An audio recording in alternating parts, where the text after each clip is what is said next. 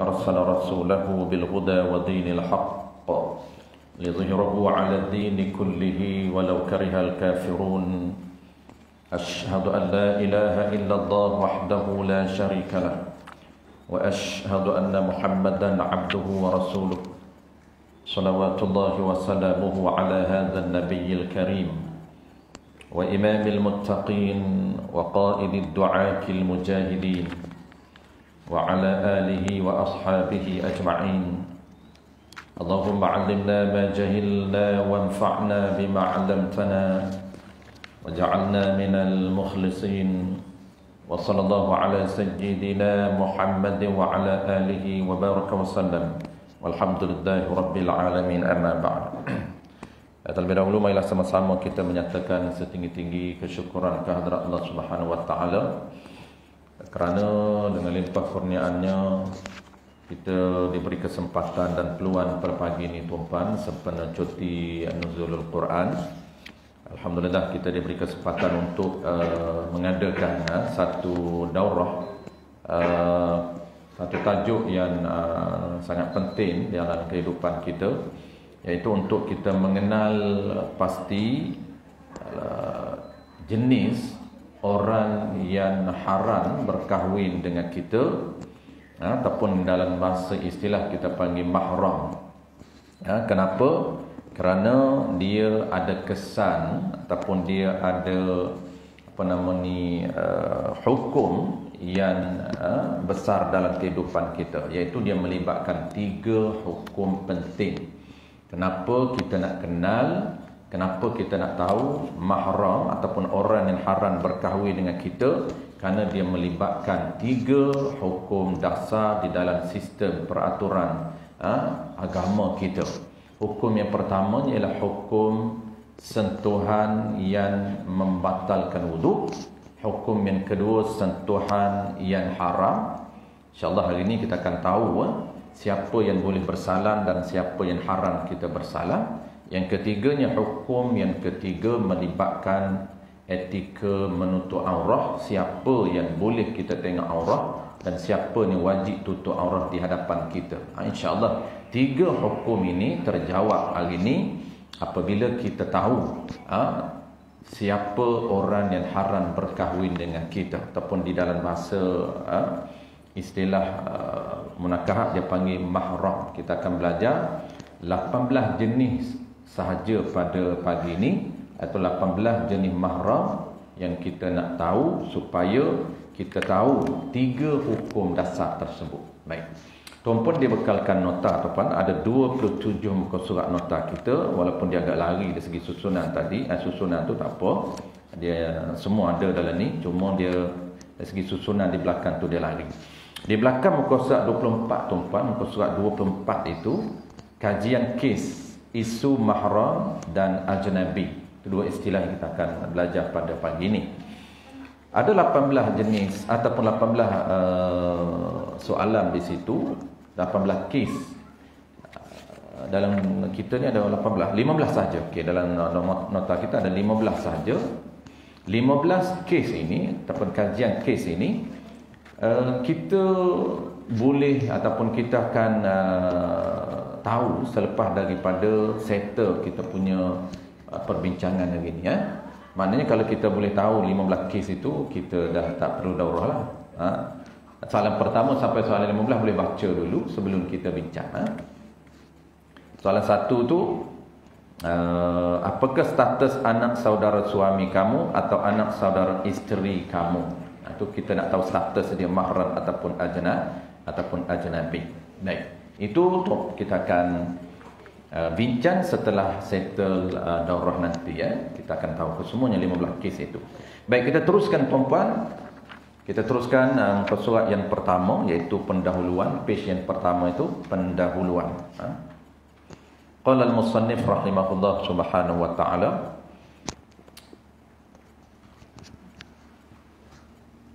pendahuluan. Yang keduanya ialah keperluan. Tapi yang kedua, keperluan dan kepentingan mengenali mahram. Okey, kita terus kepada Subtopik yang kedua, keperluan dan kepentingan mengenali mahram. Intro itu tuan-tuan boleh baca sendiri, iaitu mudah saja. Kita terus kepada subtopik yang kedua, iaitu keperluan dan kepentingan mengenali mahram. Yakni orang yang haram berkahwin. Mahram ni merujuk kepada orang yang haram berkahwin. Kenapa kita nak bincang ataupun kenapa kita nak tahu orang yang haram berkahwin ini? Apa kepentingan untuk kita belajar sehingga kita faham berkaitan dengan 18 jenis orang yang haram berkahwin. Baik. Yang pertama, tuntutan syarak bagi mengelakkan daripada terlibat dengan perkara haram dan maksiat. Jadi mengenali mahram ini tuan-tuan, dia merupakan satu tuntutan, satu tuntutan kepada kita. Bukan sunat tapi tuntutan wajib untuk mengelakkan daripada terlibat dengan perkara haram. Haram dari sudut mana? Haram dari sudut sentuhan dan haram dari sudut aurah. Kita tak tahu siapa mahram kita, tiba-tiba kita buka aurah di hadapan ajnabi. Kita sangka bahawa anak saudara suami kita itu dengan kitanya mahram, menyebabkan kita bersalam dan kita buka aurah di hadapannya. Ataupun kita tak tutup bagi orang perempuan apabila datangnya anak saudara suami dia. Siapa ni Ji? Yang ni anak saudara saya. Oh, anak saudara Haji. Tak, anak saudara isteri. Tapi dia anggap macam anak saudara sendirilah. Dah anak saudara isteri dia, anggap macam anak saudara sendiri. Maka datang anak saudara suami ni, kita salam, kita peluk, ada hak cium pun ada, hak rapat sangat kerana ni bapak saudara. Lepas tu pula aurah kita tak berkira macam anak kita lah, sebab anak saudara. Tu kepala pun apa nama ni tak tutup kita. Macam kita pakai pakaian di hadapan anak kita. Maka hukum dia haram. Sebab itu poin yang pertama, kepentingan dan keperluan mengenali mahram yang pertama ialah tuntutan wajib, bukan sunat. Wajib kita kena tahu mahram. Kenapa? Kerana kita hidup dalam komuniti ataupun dalam keluarga yang besar.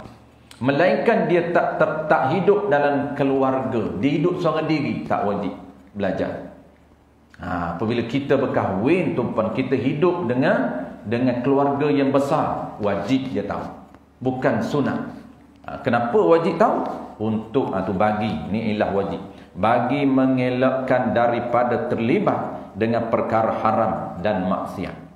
Maksudnya maksiat ini tiap-tiap perbuatan yang haram itu kita panggil maksiatun. Yang kedua, keperluan yang kedua, kenapa perlu kita belajar? Kadang-kadang kalau dia tak tahu kepentingan dan keperluan, dia tak berapa nak cakna, tak berapa nak ambil tahu, tak berapa nak belajar. Itu penting untuk membangkitkan kesedaran di kalangan umat Islam. Perlu belajar dan penting untuk belajar tentang mahram ini.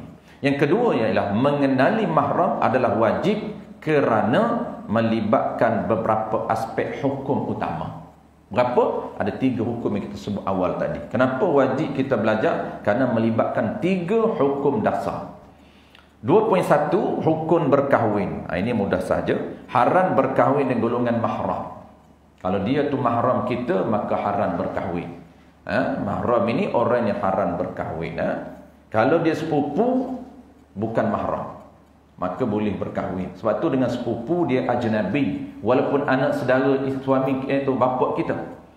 Siapa dia? Dia ni anak saudara bapak saya, hampir dengan saya, keluarga saya, walaupun keluarga, tetapi dia bukan mahram, dia ajnabi. Walaupun satu datuk, satu datuk, satu yang sama, nenek yang sama, berkongsi datuk, berkongsi nenek, tapi dia bukan mahram, dia ajnabi, walaupun dalam keluarga yang besar. Maknanya kita nak bincang hari ni tuan, dalam satu keluarga yang besar, dalam sistem kekeluargaan syariat Nabi kita, ada yang mahram dan ada yang dipanggil ajnabi, bukan mahram. Apa maksud bukan mahram? Dia ini walaupun keluarga tapi boleh kahwin, tak haram kahwin. Kalau orang yang haram kahwin dinamakan mahram. Bahasa Arab. Kalau terjemah bahasa Melayu dia panjang. Orang yang haram kahwin, panjang. Siapa ni? Orang yang haram kahwin dengan aku ni.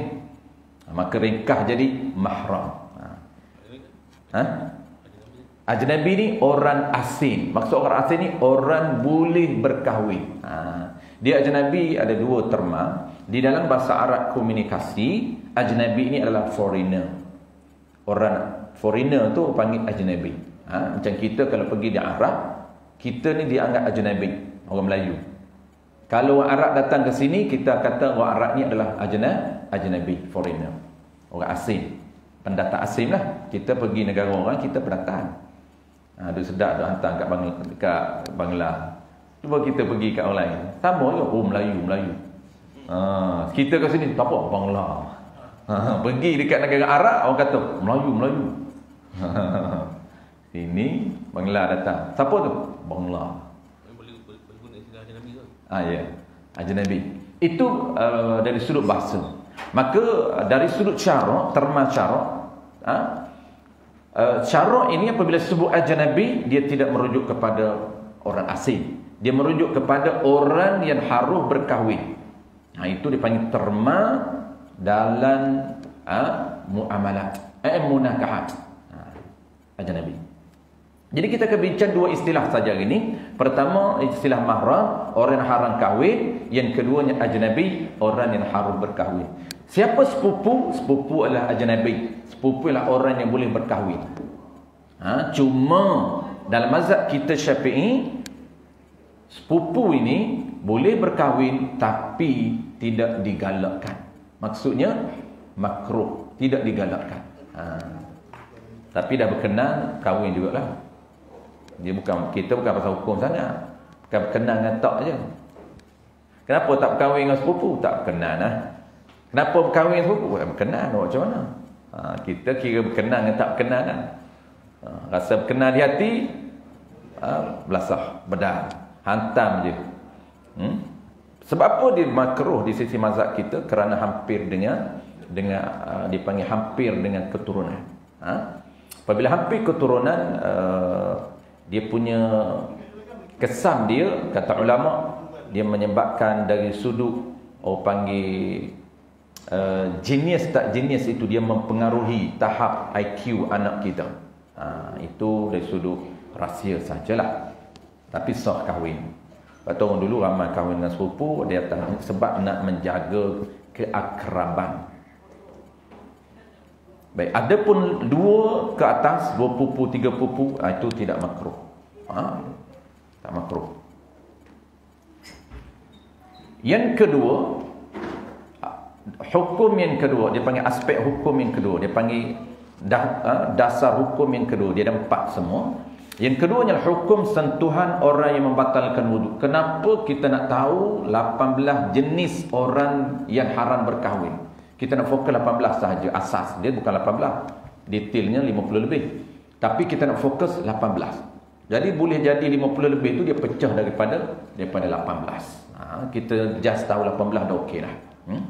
Kita tak ingat pun tak apa. Hari ni kita tak perlu hafal 18, tapi kita tahu. Kalau orang tak tahu, jangan tanya dia ingat ke tak ingat, confirm tak ingat. Tapi kita ni walaupun tak ingat, kita tahu 18 jenis orang haram berkahwin. Orang kata anak saudara suami boleh kahwin tak? Dia kata anak saudara suami bukan mahram. Haram sentuh dengan dia.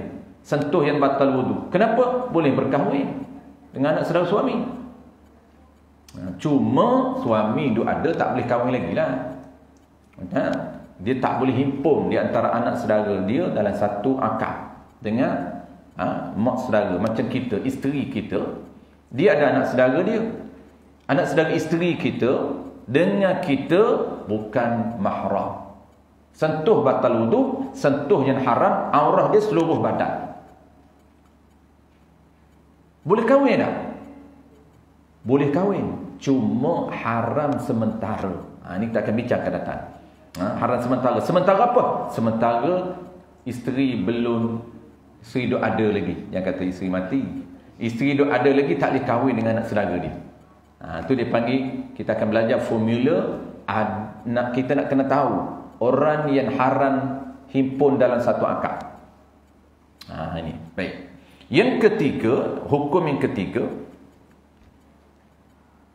hukum sentuh yang kedua ialah sentuhan orang yang membatalkan wudu, tidak membatalkan wudu dengan golongan mahram mu'abbad. Mu'abbad ni kita akan belajar akan sekejap lagi. Orang yang haram berkahwin selama-lama. Dia ada haram sementara. Ni yang kita duk terkeliru ni. Kita kata adik ipar kita tak boleh kahwin, jadi tak batal wudu lah. Ni dia dah ambil teori ni. Adik ipar kan tak boleh kahwin dengan adik ipar, jadi tak batal wudu lah. Sentuh boleh, sebab tu salam dengan adik ipar, sentuh dengan adik ipar, pegang tangan dengan adik ipar. Sebab apa? Sebab adik kita, dia tak sebut ipar belakang tu. Siapa ni bang? Adik saya Ustaz. Oh, adik ada lagi adik? Tak, adik ipar. Baru dia jelas adik ipar. Adik ipar. Lepas tu macam adik sendiri je. Mana-mana nak pergi pun adik sendiri tak ada, ambil adik ipar. Bukan lelaki tak apalah. Ini cerita perempuan lah ni.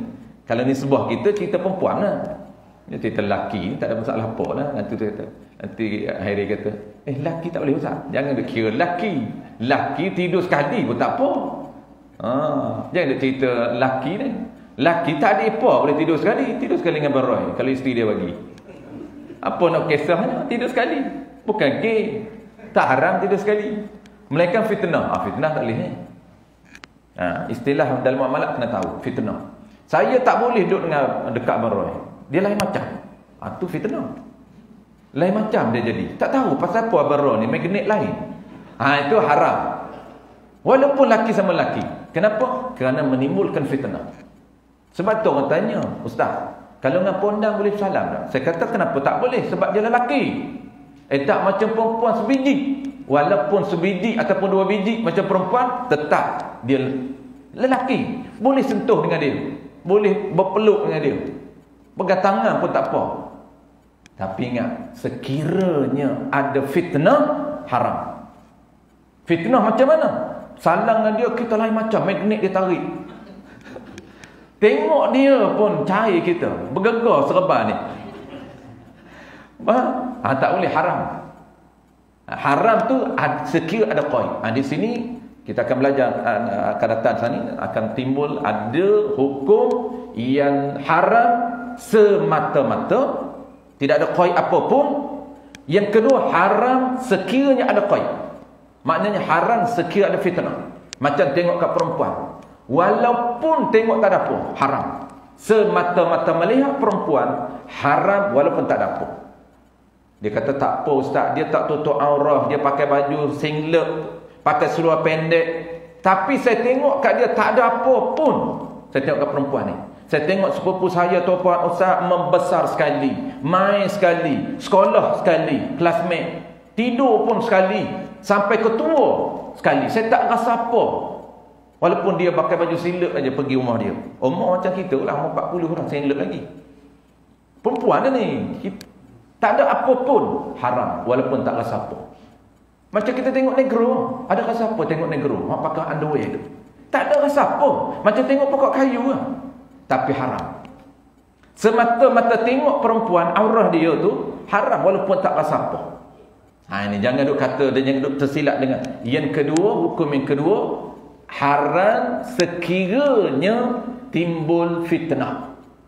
Inilah ini. Ini yang saya biasa dengar orang duk cerita. Dia kata, Ustaz, saya tengok orang tua tak ada tutup aurah pun tak ada rasa apa dah Ustaz saya. Tu dia tengok aurah. Saya tengok negro Ustaz tak ada rasa apa. Tapi saya tengok Cina tak boleh dia kira kena rasa apa. Dia tersilap dengan apa? Dia tersilap dengan hukum yang kedua, melihat aurah sekiranya ada fitnah, haram. Macam pondang tadi. Pondang tadi apabila kita tengok dia, kita rasa lain macam, haram tengok. Kita sentuh dia, gebu dia ni lain macam, tak gabang, gebu gila. Tengok bini kita, contoh je ni barang, contoh je. Aku pegang bini aku tak gebu macam ni. Pondang ni, dahsyat sungguh ni. Dia pakai apa ni, gebu-gebah ni. Tak boleh, jangan salah. Istilah orang Kelantan dia kata naik ran. Ni ran itulah fitnah tu. Yang kata fitnah intisyaruz zakat, makna fitnah ni. Bahasa tuan-puan tak tahulah, saya guna bahasa lain macam je lah. Datuk guna bahasa apa tu? Datuk kan? Sama juga. Jangan. Haram. Walaupun haram bukan sebab dia lelaki, tidak. Haram sebab fitnah. Fitnah tak boleh tengok. Saya tengokkan hari tak apa, tak ada fitnah apa. Jadi boleh. Betul kata berhati-hati kita duduk di asrama sesama lelaki. Ustaz-ustaz ni kena kontrol juga, takut ada fitnah. Lelaki sama lelaki dia tidur sekali. Tidur sekali ni dekat-dekat. Ni budak-budak remaja ni kan, kadang-kadang dia melawak lain macam. Kena jaga, takut timbul fitnah buat dia. Dah tak buat dia tidur sekali bukan pakai apa-apa. Kadang-kadang dia pakai kain sarung ni mula-mula tidur je. Dan dia tidur masing-masing tak ada habis dah. Aku tengok mu tengok aku je. Semua free, apa orang panggil acara bebas. Tu bahaya tidur sekali satu katil tu. Kalau katil berlebih tu tak apalah. Tidur sekali satu katil tu takut bimbang jugalah. Bukan bimbang gay, tak ada gay, cuma orang panggil kena berhati-hati. Habis. Itu benda-benda yang kita kena jaga tu hukum tadi, dasar hukum. Sebab tu tunggu saya selalu sebut, dia kata apabila timbul fitnah bukan manusia sahaja haram. Tengok kat binatang pun haram, kat pokok pun haram. Tengok pokok fitnah. Saya tak boleh tengok pokok bonsai ni. Dia lain macam tengok dia.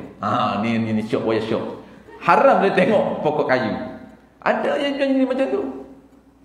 Kalau timbul fitnah, jangan kata tengok manusia, tengok binatang pun haram, tengok pokok pun haram. Dia tu ingat manusia sahaja tengok timbul fitnah haram. Binatang pun haram. Jenis syok tu. Kita ni tak apalah hak nombor ni, hak nombor. Hak lain macam tu. Orang nombor ni tengok pokok, tengok binatang, apa nak kisahnya. Baik, hukum yang keempat. Hukum yang ketiga, 2.3, hukum bersentuh. Tidak haram bersentuhan dengan mahram muabbad. Mahram ada dua, mahram muabbad dan mahram yang sementara. Ni kita akan rungkai ke semua hari ni. Kenapa dengan adik ipar walaupun haram berkahwin tapi batal wudu, sentuh yang haram, aurah dia seluruh badan. Kerana dia mahram sementara. Ni kita nak bincang hari ni mahram selama-lama. 18 jenis orang ni mahram selama-lama. Adapun adik ipar kita, abang ipar kita, dia panggil haram sementara. Sebab itu dia bukan ajnabi, dia tak boleh sentuh dengan kita. Dia ajnabi, dia tak boleh sentuh dengan kita. Dia aurah dia kena katuk depan kita. Walaupun haram berkahwin, tapi dipanggil haram sementara. Sementara apa? Sementara isteri kita masih hidup, haram berkahwin dengan adik. Tapi isteri mati, boleh ambil adik dia. Itu dia panggil haram sementara. Yang keempat, 2.4, hukum menutup aurah. Hukum menutup aurah ni tuan-puan, kita nak tahu siapa orang yang boleh kita buka aurah. Datang anak saudara kita, sama dengan anak kita. Aurah kita tak perlu tutup depan anak saudara kita. Tapi kalau datang anak saudara suami kita, lain. Wajib katuk aurah, wajib pakai tudung kalau perempuan. Kenapa? Kerana dia bukan mahram, dia ajnabi. Tu kita nak tahu. Baik. Info tambahan tuan-puan, sebelum kita bincang 18 jenis orang mahram, kita sebut sedikit dalam kitab kita, dalam modul kita ini berkaitan dengan aurah. Sebab dia agak penting. Baik. Aurah perempuan merdeka terbagi berempat. Kita tengok secara sepintas lalu tuan-puan, iaitu aurah manusia. Penting di sini sebab kita nak tahu tempat-tempat yang wajib katuk dan tempat-tempat situasi yang boleh kita buka. Yang boleh kita buka. Baik, kita tengok perempuan dulu tuan-puan. Aurah ni apa dia? Sebelum kita nak bincang dia punya situasi aurah, kita nak kena tahu dulu aurah. Aurah ini bahasa syarak ataupun dia panggil bahasa Arab, dan orang Melayu pun dia dah hampir sangat dengan sistem syariat, sehingga di dalam bahasa harian dia pun dia menggunakan bahasa-bahasa syarak. Banyak istilah syarak diguna pakai di dalam bahasa harian orang kita, orang Melayu. Itu tanda orang Melayu kita sangat hampir dengan agama. hidup beragama sehingga menggunakan bahasa-bahasa caraq di dalam pertuturan harian mereka. Antaranya adalah aurah, ataupun orang Melayu panggil aurat. Mahram, orang Melayu panggil mahram, dia tak tukar. Muhrim tu istilah orang Melayu lah. Jadi dah orang Melayu kita ni apabila dia nak sebut mahram, dia jadi muhrim. Ini muhrim saya. Nak kena ada muhrim, nak musafir ni. Mana muhrim dia? Ni muhrim saya. Muhrim itu asal dia ialah orang yang berada dalam ihram haji. Muhrim. Kalau mahram, orang yang haram berkahwin. Tapi orang Melayu kita ni walaupun tak jadi majoriti, dah hampir majoriti dah guna. Apabila dia nak sebut mahram, dia tukar jadi muhrim. Boleh ke tidak? Bolehlah kalau dia merujuk muhrim itu kepada mahram. Tapi dari segi penggunaan istilah sebenarnya salahlah. Sebenarnya mahram itu orang yang haram berkahwin. Muhrim itu orang yang berada dalam ihram. Begitu juga orang Melayu, aurah dia jadikan aurat. Betul ke? Betul lah, itu bahasa Melayu. Yang kita kata salah tu sebenarnya aurah. Dia tak boleh betul lah dalam Melayu. Apabila dia nak ambil bahasa orang, dia kena adjust, jadikan bahasa dia. Jadi aurah itu aurat. Jadi aurat, tutup aurat. Nak keluar rumah, kita kata ke anak kita kena tutup ni aurat ni. Haram tak tutup aurat ni. Asal dianya aurah. Aurat ni tuan-puan dia ada dua makna. Pertama ialah ma yajibu satruhu wa ma yahrumu nazrahu. Ini disebut dalam kitab Nailur Raja bi syarhi Safinatun Najah. Banyak syarah Safinah ni, antaranya ialah Nailur Raja. Disebut dalam kitab Nailur Raja, makna aurah ini ialah kawasan yang wajib dikatuk. Itu aurah. Apa dia aurah? Kawasan. Kawasan apa? Yang wajib dikatuk. Kalaulah kita buka kawasan itu, walaupun seinci saja, haram kata kita. Direkodkan catatan haram sampai bila-bila. Kenapa? Kerana wajib kita katuk. Tiba-tiba dibuka kawasan itu. Itu dipanggil aurah. Dan satu lagi, ma yahrumu nazrah, kawasan yang haram tengok walaupun tak wajib katuk. Ini yang orang kita agak termis makna yang kedua. Muka perempuan tak wajib katuk tapi aurah. Badan lelaki tak wajib katuk tapi haram tengok. Kita ni tuan-puan, kita tak wajib keluar rumah pakai baju, tak wajib. Tak pakai baju pun tak haram. Cuma makruh. Makruh. Kenapa? Kerana sukar ataupun kita terdedah ataupun risiko untuk orang lain buat maksiat. Kita mendedah kepada orang lain melakukan maksiat. Kenapa? Menyebabkan orang perempuan payah nak jaga mata kalau kita tak pakai, orang panggil pakai baju. Naklah badan sada-sada semua. Jenis apa nama ni, semua pakai bina badan. Lagi orang nak tengok. Jadi payah untuk jaga. Orang perempuan ni dia bukan jenis suka tengok orang lelaki, tapi walaupun bukan jenis suka tengok, kalau tengok haram.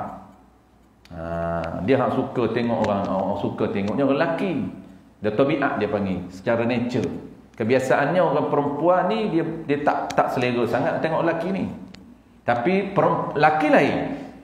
Lelaki dia pantan. Pantan apa? Pantan tak tengok. Kena tengok. Membujur lalu melintang patah. Pantan orang lalu depan mata kena tengok. Nak kenal siapa dia. Lepas tu nak tahu cantik ke tak. Itulah. Haram. Jadi aurah kesimpulan tuan-puan ada dua, ingat. Dua. Apa dia? Kawasan wajib katuk, tak katuk haram. Dan yang kedua, kawasan haram tengok walaupun tak wajib katuk. Kena jaga pandangan. Badan lelaki tak wajib katuk tapi haram tengok. Muka lelaki tak wajib katuk, tak wajib pakai perdana lelaki. Tapi adakah perempuan boleh tenung lelaki? Tak boleh. Kenapa? Kerana wajib Kerana wajib. Kerana aurah muka lelaki adalah haram perempuan tengok. Tak ada hajat.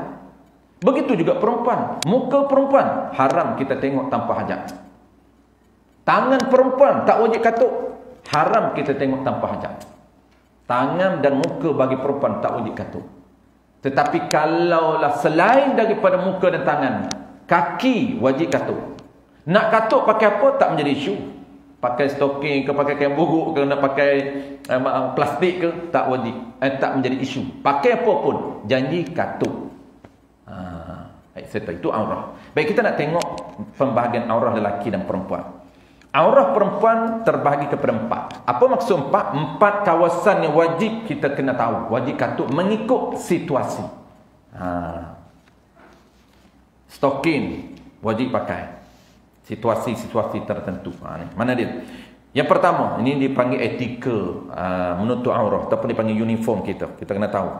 Yang pertamanya ialah wajib menutup kawasan lain daripada muka dan 2 tapak tangannya, zahir dan batin. Aurah dalam sembahyang. Ini yang pertamanya ialah wajib kita menutup kawasan mana?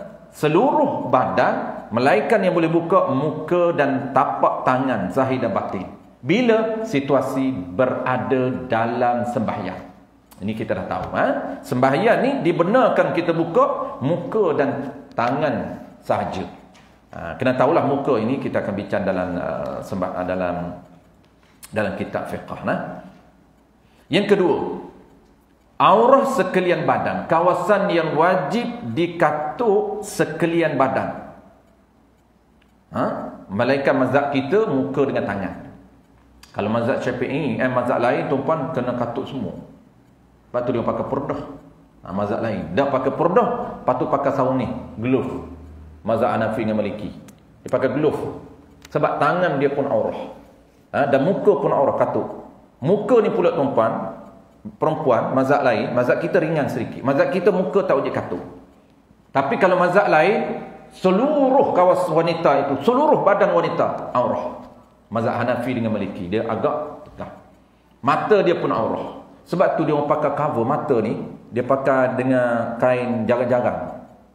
Bukan macam ninja. Kita macam ninja ni patut pakai muka ni mata nampak. Mazhab Syafi'i, orang mazhab Syafi'i pakai purdah tapi mata masih nampak. Ninja kita.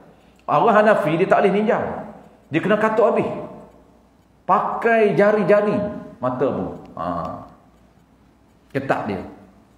Dan orang Hanafi ni tuan-puan, Maliki ni ketat dia. Keluar rumah saja walaupun tak 2 marhalah, wajib ada mahram. Tak boleh jalan seorang diri. Wajib bawa mahram nak keluar rumah. Kita mazhab Syafi'i, dia ada 2 qaul. Keluar rumah di dalam radar 2 marhalah tak wajib ada mahram. Tapi qaul mu'tamad lebih daripada 2 marhalah kena ada mahram. Itu qaul mu'tamad. Ini mazhab kita. Mazhab qadha'if tak ada mahram pun boleh, janji ada orang yang thiqah. Perempuan macam isteri-isteri kita ni keluar pergi seminar, pergi mesyuarat luar kawasan, lebih daripada 2 marhalah. Tak ada laki pun. Maksud laki mahram lah. Laki lain boleh pakai. Mahram kita ni, maksud kita ataupun anak-anak, hanya geng-geng dia saja. Mazhab Syafi'i qadha'if boleh. Tapi qaul mu'tamad tak boleh juga. Qaul mu'tamad kita kena hantar. Seminar mana-mana, meeting mana-mana, luar kawasan, kita kena hantar kalau nak beramal qaul mu'tamad. Tapi qaul dhaif boleh sama-sama dia orang. Itu qaul dhaif. Ringan mazhab kita. Tapi mazhab lain yang ketatnya Hanafi dan Maliki, nak keluar rumah wajib ada mahram. Dan pula kalau berjalan bertemu dengan orang, kalau orang tanya mesti kena nyatakan ini mahram. Sampai tahap tu dia punya ketegasan nak jaga perempuan dalam mazhab lain. Sebab dia value dia tinggi. Benda yang bernilai. Jadi wanita dalam Islam ni barangan yang sangat bernilai. Dia bukan barang dagangan. Allah Ta'ala mengangkat martabat wanita setinggi-tingginya berbanding dengan zaman jahiliah. Zaman jahiliah ni wanita diperdagangkan. Jadi dijadikan simbol seks.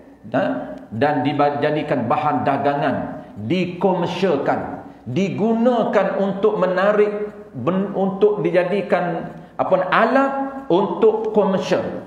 Ini zaman jahiliah, dan hari ini juga ramai orang mempergunakan wanita. Masih meneruskan legasi jahiliah. Orang meneruskan wanita untuk menjadi alat dikomersialkan. Kadang-kadang menjadi iklan wanita, tak ada kena mengena wanita pun. Bukan jenis wanita, bukan beauty, bukan kecantikan pun. Kadang-kadang iklan kereta wanita ada. Apa kena mengenanya? Kereta ni laki je. Wanita orang panggil apa? Jadi model. Modelnya ialah wanita. Hak racing tu tuan-puan, wanita juga. Tuan-puan tengok kereta lomba tuan-puan. Siapa yang duk payung tu? Kenapa dia tak bagi kat lelaki duk payung? Semangat tu semangat lain macam dia punya racing tu. Sebab yang memayung dia tu tengok, oh, power. Wrestling pun sama. Semua tempat diperdagangkan wanita, dikomersialkan wanita. Untuk apa? Untuk menarik orang. Ni Islam mengangkat wanita apabila datangnya syariat Nabi kita. Sehingga mana? Sehingga dijaga sangat rapi. Sehingga tak dibenarkan untuk diperdagangkan. Dijaga rapi, ditutup kemas. Ini mahal wanita. Tiba-tiba hari ni kita rasa terkokong dengan syariat Islam. Nak pergi jauh pun kena ada suami. Nak pergi jauh pun kena minta dengan suami. Kita pun nak bebas macam suami juga. Islam dah jaga kita rapi, tiba-tiba terkongkong. Kenapa Islam meletakkan wanita seolah-olah dalam sangkar? Dia jadi lagu tu pula. Dia tak tahu zaman jahiliah dulu. Baik. Okey, kembali balik tuan-puan. Aurah sekalian badan. Sekalian badan ini bagi wanita melainkan muka dengan tangan. Mazhab kita tak wajib katuk muka, tak wajib katuk tangan. Tapi aurah. Situasi ni di luar sembahyang dan di hadapan lelaki ajnabi. Seluruh badan ni di mana? Di luar kawasan, di luar sembahyang dan di hadapan lelaki ajnabi. Maknanya depan orang yang boleh kahwin dengan kita. Depan orang yang boleh kahwin dengan kita. Siapa tu? Nanti kita akan bincang. Yang ketiganya ialah aurah antara pusat dan lutut. Kawasan wajib katuk pusat dan lutut. Bagi perempuan dia kena tahu bila yang dia wajib katuk pusat dengan lutut, bila yang dia wajib katuk seluruh badan dia. Itu kena tahu. Bila dia wajib katuk pusat dengan lutut? Aurah ketika khulwah. Pertamanya ketika dia khulwah. Khulwah ni maknanya berada seorang diri. Bukan berdua-duaan. Kita tangkap khalwat. Orang Melayu panggil khalwat. Khalwat ni makna apa? Berdua-duaan. Asal khalwat ni seorang diri. Dia berada seorang diri dia. Kalaulah seorang diri dia, etika menutup aurah lelaki dan perempuan ni lebih berat. Lelaki kalau duduk seorang diri wajib katuk kubur dengan dubur saja. Pakai jas seorang diri di rumah, tak ada anak kita, tak ada siapa pun, kita boleh pakai underwear. Tu saja. Kenapa ni? Acara bebas. Kenapa tak pakai baju ada? Baju masuk dalam almari. Kenapa ni? Sajalah. Jarang-jarang boleh buat, anak tak ada ni. Boleh? Tak haram? Makruh? Tak makruh. Makruh telanjang. Ni tak telanjang ni, pakai underwear. Sebab wajib, kita buat wajib saja. Wajib katuk kubur dan dubur. Underwear tu dah cantik dah. Dah complete dah. Dia wajib katuk dubur dan kubur je. Exhaust belakang katuk, depan lubang depan katuk. Ambil kain tak depan, ambil kain padat lubang belakang. Itu saja. Adapun sisi ni tak wajib katuk. Sisi ni tak wajib katuk. Hak pakai underwear tu dah cum dah. Memang dah dah. Tak perlu tanya pakai underwear tu. Semak sangat dah. Tapi perempuan dia lebih ketat. Tak boleh pakai underwear. Dia kena katuk pusat hingga lutut. Kalau duduk seorang diri, pusat hingga lutut wajib katuk. Tak pakai baju tak apalah, tak wajib pakai baju kalau duduk seorang diri. Tapi pusat hingga lutut. Kena cari seluruh yang sampai ke, kena beli orang perempuan ni kalau dia nak buat acara bebas di rumah, tak ada siapa, tanya anak-anak tak ada, kena ada juga acara bebas nak release tension. Nak hilangkan tension, tak perlulah pergi mana-mana, jadi rumah saja. Beli seluruh apa panggil daripada Kalau kat saya kami panggil seluar tomoy tu, seluar Hawaii tu. Ada dijual di rantai panjang di Thailand ni, dia banyak seluar budak-budak lelaki ni, dia jual seluar bukan seluar pendek.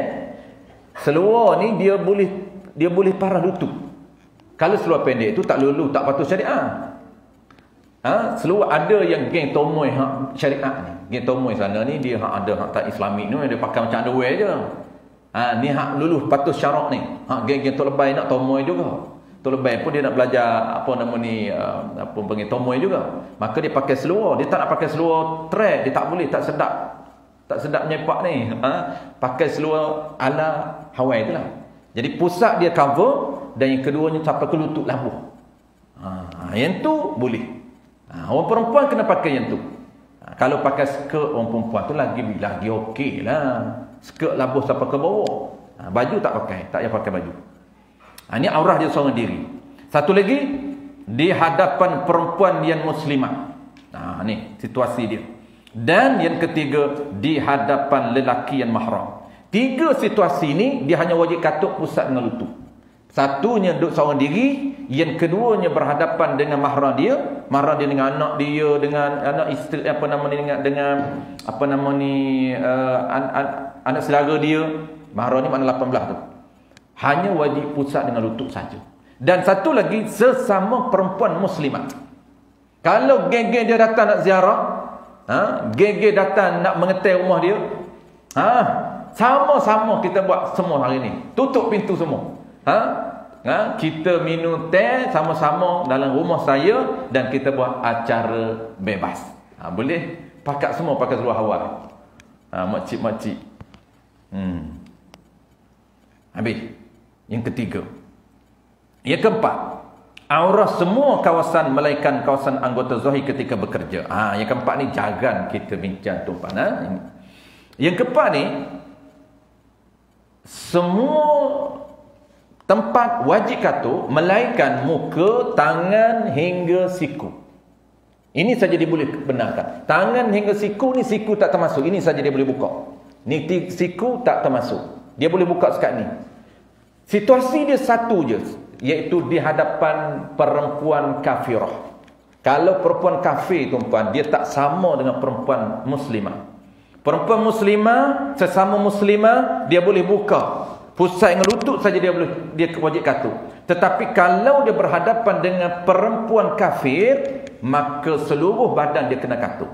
Sebab Islam jaga nilai wanita, walaupun sesama wanita. Selagi dia tak Islam, tak boleh dedah aurah. Ini Islam dah jaga etika kita. Ada harga diri, tak dibenarkan untuk tunjuk kepada perempuan kafir walaupun dia perempuan. Hanya boleh tunjuknya ialah muka, tangan hingga ini saja. Ini dia panggil melainkan kawasan anggota zahir ketika bekerja. Biasanya kita bekerja basuh pinggan, yang kita boleh sisinnya setakat ni saja. Setakat ni kita boleh sisin, dibenarkan sisin. Maka di hadapan perempuan kafir, itu saja yang kita boleh. Dan jangan buka jangan free hair. Jangan sisin siapa ke bakar baju singlet saja. Kawan kita datang oleh kerana classmate kita dulu, oleh kerana housemate kita, oleh kerana college mate kita dulu, duduk satu college pun geng-geng dia juga, maka haram. Sebab tu anak-anak kita di college ni payah nak jagalah. Anak-anak kita di kampus ni payah nak jaga. Kadang-kadang universiti ni dia campur sekali. Satu bilik itu dia campur sekali, non muslim dengan muslim. Ada jugalah yang tak campur tu, baguslah. Baik, okey, settle. Kita nak cepatkan tuan sebab ini tambahan saja. Kita nak fokus dalam 18 jenis. Yang keduanya aurah perempuan hamba. Hamba ni kita nak ekspreskan sebab kita tak ada hamba, kita just info saja. Ada 2 aurah, antara pusat dan lutut ada 4 situasi. Dalam solat, di hadapan lelaki yang mahram, ketika keluar seorang diri, dan ketika di hadapan sesama perempuan, iaitu pusat dan lutut. Di hamba ni lebih ringan, hamba perempuan lebih ringan. Dia sembahyang tak wajib katuk semua, hanya wajib katuk antara pusat dan lutut sahaja. Dalam sembahyang dia. Di hadapan lelaki yang mahram dengan dia, kalau dia hamba, pusat dengan lutut. Ketika berkeluar, sama pusat dengan lutut. Di hadapan sama perempuan. Baik. Dan yang keduanya sekalian kawasan badan di hadapan lelaki dan ajnabi. Baik, settle. Okey, terus kepada lelaki pula. Tadi kita cerita perempuan ada 4 aurah yang wajib dia tahu. Lelaki pula, lelaki ada 3 saja. 3 aurah. Pertamanya ialah pusat dan lutut. 3 situasi kita perlu tahu. Ketika kita boleh dedahkan pusat dengan lutut ni bila ada 3. Pertamanya dalam solat. Dalam solat wajib kita katuk pusat dengan lutut. Adapun seluruh badan, kita sembahyang kita pakai jubah, sembahyang pakai serban, sembahyang pakai baju. Kenapa? Kerana sunat. Tak pakai baju pun boleh. Sah tak pakai baju, sembahyang hanya pakai seluar hawai saja. Sah. Kenapa? Kerana etika menutup aurah di dalam sembahyang pusat dengan lutut hingga lutut saja. Cuma makruh sembahyang tak pakai baju, makruh. Sembahyang tak tutup kepala bagi lelaki, makruh. Tutuplah dengan kopiah, tutuplah dengan serban. Nak lagi afdal, tutup dengan serban. Itu semuanya pakaian sunnah. Sebab tu kita kena tahu makruh. Tak pakai baju makruh. Tak pakai serban makruh, tak pakai penutup makruh. Ada ulama kata kalau sembahyang tanpa menutup kepala, bukan pakai serban, serban ni afdal lah, tanpa menutup kepala, makruh. Kena tutup kepala. Tutup kepala dengan kopiah, dengan songkok, ataupun nak lagi afdal dengan serban. Jangan tutup kepala pakai kain telekom orang perempuan pula. Itu menyerupai perempuan, haram. Tutup kepala, dia kata ustaz tutup kepala. Pakailah, dia kata tudung perempuan. Tu menyerupai perempuan, haram. Tutup kepala dengan apa pun. Cuma nak sunat dengan serban ataupun kopiah, nak afdal dengan serban. Kopiah tak dapat afdal. Kopiah ni sunat. Nak dapat afdal dengan serban. Pakai serban dalam sembahyang je. Di luar sembahyang tak pakai. Nak dapat pahala je. Saya pun pakai ketika nak mengajar je. Perempuan jangan duk terkejut. Saya jumpa saya di luar. Rok ustaz? Memanglah rok. Dia duk biasa tengok kita serban selalu. Ketika mengajar saja. Ketika sembahyang saja. Di luar tu jaranglah pakai serban. Ada juga pakai serban. Jaranglah. Baik. Sebab dia pahala besar. Pahala pakai serban ketika solat ni sangat besar pahala. Dia 2 benda pahala besar sembahyang. Satu pakai serban, yang kedua bersugi. Tu. Sebelum solat bersugi. Tak sama dengan orang tak bersugi. Pahala dia jauh. Ada pahala bonus. Pahala bonus orang yang pakai serban, pahala bonus orang yang bersugi. 2 benda itu lebih besar daripada sunat-sunat yang lain. Nabi. Yang kedua, sekalian badan. Aurah kita, ada satu lagi tak habis tadi. Pusat dengan lutut ni pertama dalam solat, yang keduanya di hadapan sesama lelaki. Di hadapan sesama lelaki. Sama-sama lelaki kita ni tuan-puan, duk sembang dengan geng-geng kita, pergi rumah, kawan-kawan pergi rumah, baju tak pakai. Pakai kain je, kilah kain, jangan bagi nampak pusat sudahlah. Sembang, tak pakai baju. Tak apa, tak ada masalah apa. Tunggu saya mengajar. Tuan Guru Cik, kalau dia tak pakai baju. Kalau murid-murid dia kenal, tak pakai baju. Kalau murid ramai, time kuliah ramai pun dia pakai baju. Tuan Guru Joma, copy paste. Anak murid tua dia, copy paste, biji. Tak pakai baju. Kalau saya mengaji 2-3 orang, saya ada satu kelas dengan dia, 2 orang, ketiga saya tak ingat. Ada satu kelas saya seorang saja. Tak pakai baju. Pakai kain je. Baju tak pakai, tapi di belakang dia ni, dia menyandar di dinding dia ni, baju ada dan kopiah ada atas. Nampak saja orang masuk rumah dia, dia ada pagar rumah dia, pagar. Masuk je pagar rumah dia, terus dia ambil bingkah bangkit, ambil baju, pakai kopiah. Smart. Dia meruah dia jaga. Walaupun tak pakai baju pun tak apa, tapi maruah kita ni sebagai seorang guru, bagilah pakai baju depan anak murid, pakailah kopiah depan anak murid, pakailah lebay depan anak murid. Tu maruah dia. Tapi kita dah kena ni, rapat ni, dia tak pakai baju. Yang ketiga, di hadapan perempuan yang mahram. Depan dengan mak kita tak pakai baju pun tak apa, pusat dengan lutut je. Depan anak saudara kita tak apa. Depan mahram kita pusat dengan lutut saja, tak payah pakai baju. Pakai baju ni ada dua pahala. Kita nak keluar rumah, kita pakai baju. Sebab tu ulama ajar tuan-puan, nak dapat pahala lebih, itu penting kita mengaji. Kita pakai uniform keluar rumah, kita kena niat ketika nak pakai itu, niat apa dia? Aku niat, ataupun bahasa umumnya, aku pakai baju, pakai uniform kerana Allah Ta'ala. Itu umum. Apa maksud kerana Allah? Ada dua. Pertamanya kerana wajib katuk. Sebab tu kita pakai pakaian kita ini, kita katuk dua kawasan. Pertamanya kawasan ini wajib katuk, yang kedua kawasan sunat katuk. Nak dapat dua pahala. Pertama pahala wajib, yang kedua pahala sunat. Maka kita kena niat apa? Aku pakai baju kerana Allah Ta'ala. Apa makna kerana Allah? Kerana mengikut peraturan wajib katuk dan peraturan sunat katuk. Nak detailnya, aku pakai seluar ni kerana wajib. Detail lagi, aku pakai baju ni kerana sunat. Itu detail lah. Tapi umumnya, sahut sekali, aku pakai baju kerana Allah Ta'ala. Kita kena faham kerana Allah tu, kerana perintah wajib katuk dan perintah sunat. Sepanjang kita pakai baju tuan-puan, ada rekod catatan wajib sunat, wajib sunat, wajib sunat. Nak kena tahu, bukan pakai kerana semalu, tu tak dapat apa lah. Kenapa pakai baju semak hari? Semak nak memperagakan. Dan takkan tak pakai baju sah. Itu adat saja, tak dapat pahala. Lepas tu orang perempuan kata, rimah lah ya Allah nak kena pakai katuk. Ingat senam kau. Dengan berpeluh-peluh ni pakai tudung ni. Kalaulah dia tahu bahawa lagi sukar, lagi ada markah bonus. Dia umumnya, Allah catat markah wajib, markah sunat. Ada satu lagi markah catatan, ataupun dipanggil bonus pahalanya.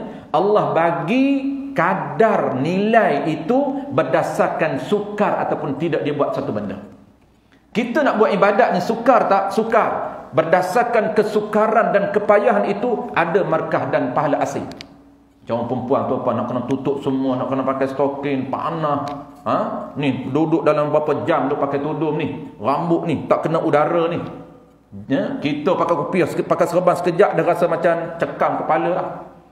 Dah rasa macam gatal kepala dah. Pakai serban ni. Orang perempuan ni, berapa jam dia kena pakai ni, tudung tu. Tu kerja kita kena beli shampoo je kat geng je. Shampoo anti dan macam-macam lah, anti klomomo lah, rambut gogor lah, kena pakai macam-macam. Kena lah. Sebab itu awak panggil apa? Maintenance dia. Beli kereta ada maintenance, takkan nak pakai bini tak boleh, tak ada maintenance. Itu baru seorang ada angan-angan kahwin 4. Angan nak kahwin 2, maintenance pun tak boleh jaga. Maintenance kereta sport ring, jangan buang kamai ni.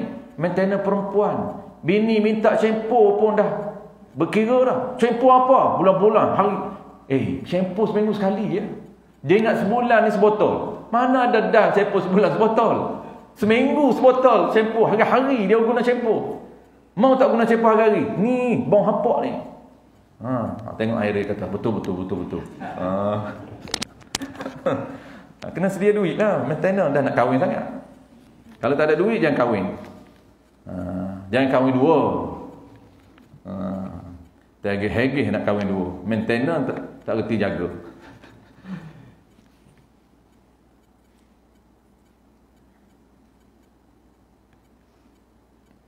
Baik, seterusnya. Yang kedua, sekalian badan. Yang ketiga, kubur dan dubur ketika berkhulwah. Habis tuan-tuan. Seterusnya, satu topik yang ketiga. Masuk satu topik yang ketiga. Qala al-musannif rahimahullahu ta'ala. Habis lelaki kubur dan dubur ketika khulwah. Sekalian badan di hadapan perempuan ajnabiyah. Kubur dan dubur ni tuan-tuan, maksud dia ketika dia seorang diri. Dia just pakai underwear saja. Kalau dia ada hajat, baru dia boleh buka. Tak ada hajat, tak boleh buka. Makruh dia buka. Makruh dia telanjang, tidak ada hajat. Ni wajib. Kalau duduk seorang diri, wajib katuk kubur dan dubur. Tak boleh dia buka tanpa hajat. Kalau tidak ada hajat, haram dia buka tanpa ada hajat. Kerana ini wajib katuk. Kubur dengan dubur. Melainkan dia ada hajat, baru dia boleh buka. Dia boleh telanjang. Ada hajat. Yang ketiga, makna mahram. Mahram ialah orang yang diharamkan berkahwin. Ini kita dah sebut di awal tadi. Adapun makna muhrim ialah orang yang berada dalam ihram haji ataupun umrah. Baik, kita terus kepada subtopik yang keempat. Ini baru kita nak fokus kepada perbincangan kita dalam sepanjang pagi ini. Kenali mahram melalui formula ataupun kaedah pembahagian golongan diharamkan nikah. 18 jenis saja kita nak bincang pagi ni tuan-tuan. 18 jenis mahram ini kita nak tahu untuk lebih mudah kita bahagikan kepada 3 jenis golongan yang haram. Ataupun secara umum dulu. Belum kita bagi, secara umum dulu. Secara umum kita tahu mahram, kemudian kita akan bahagikan. Kenali mahram melalui formula ataupun kaedah pembahagian golongan yang diharamkan nikah. Orang yang haram kahwin, haram nikah ada 18. Untuk mudah kita ingat, kita akan bagikan 18 ini kepada 3. Baik, sebelum tu untuk kita buka minda kita dulu. Mahram ini dia ada 2. Mahram ini dia ada 2. Pertama ialah mahram muabbad, selama-lama. Haram selama-lama sampai kiamat. Dan syurga tak haram. Sampai kiamat saja. Apabila kiamat hancur, hidup balik dalam syurga, tidak lagi haram. Ini haram dalam sistem sebelum kiamat. Apabila berada dalam syurga, tidak ada lagi sistem ini. Bebas dalam syurga. Dalam syurga dengan adik-beradik boleh berkahwin. Macam sistem Nabi Adam boleh berkahwin dengan adik-beradik sendiri. Cuma dia boleh berkahwin, tak boleh berkahwin dengan kembar sahaja. Kembar yang sekali dengan dia, tak boleh. Itu saja sistem Nabi Adam. Tapi adik-beradik dia boleh berkahwin.